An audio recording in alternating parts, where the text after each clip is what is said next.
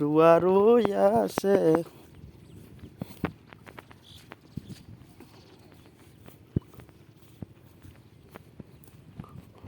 বাহ, এইবাৰ বেলেগ দেখা পাং কামলা মানুহ আমাৰ। ঠিকে আছে, চেহেৰাৰ কাৰণে ভাল। কেতিয়া বহি বহি থাকিম নহয়তে। চাউলৰ দাম বাঢ়িছে মোদী চৰকাৰে নহয়, তেওঁতো ঘৰতে কি পাম।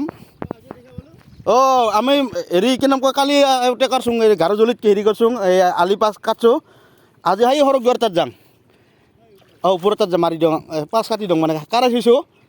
আমাৰ বিধান ডাঙৰ হোৱা নাই, এইদিনা বিধান পালোঁ না, বিধানে ডাঙৰ হোৱা নাই। নাই নহ'লেও ৰুব লাগিব আৰু মাটি তৈয়াৰ কৰি গোটানে ৰুব লাগছে না, গোটাখানে ৰুব লাগছে। নাই বেছি মাটি নাই, কমাইছোঁ মাটি। আমাৰ খালি ঘৰৰ মাটিখিনি আছে। বেছি ৰুলে মানে সেইবিলাক ধান কাটাৰবিলাক অসুবিধা হয় না, চাৰিওফালে ধান পকে একে টাইমতে।